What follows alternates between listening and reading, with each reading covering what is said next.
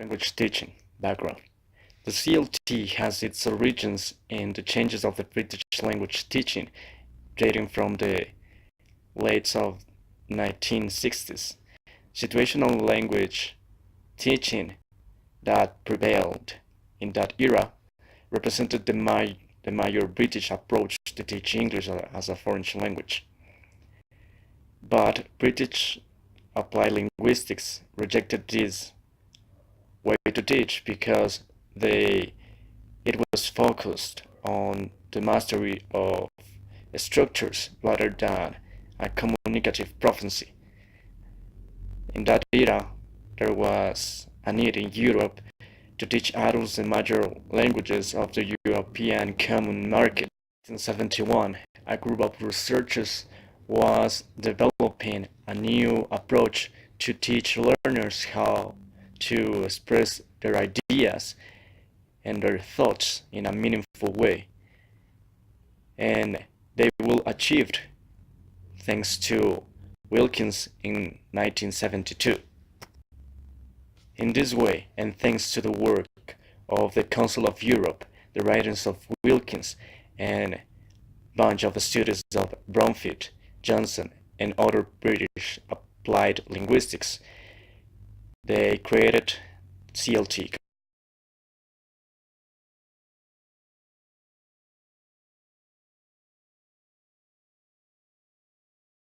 With the theory of learning, we have 3 points: communicative principle, task principle, and meaningful principle.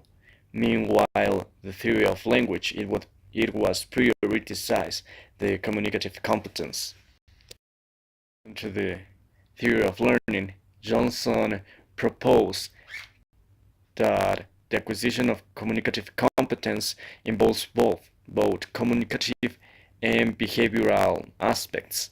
The cognitive aspect involves the internalization, meanwhile behavioral aspects involves the production of the plans in a real performance. As main objectives of CLT, we have 4, which are language as semiotic and objective learning, language as a mean of expressing values and judgments about oneself and others, remedial learning based on error analysis, and finally language learning within the school curriculum or syllabus. It was prioritized the situation in which the learners will use this foreign language, as well as the vocabulary and grammar needed. Meanwhile, the types of learning and learners, it was emphasized the engagement of learners in communication, as well as the negotiation of meaning and interaction. Of learner in CLT is as a negotiator between his peers and classmates. Meanwhile, the role of teacher is the facilitator, mediator, and analyst. The materials that are used in this kind of approach are text-based, that are texts that contains a big number of role plays, task-based, that are simulations between peers, communication practices, and students' interactions. And finally, Realia, that contains magazines, advertisements, newspapers, graphic and visual sources. Thanks.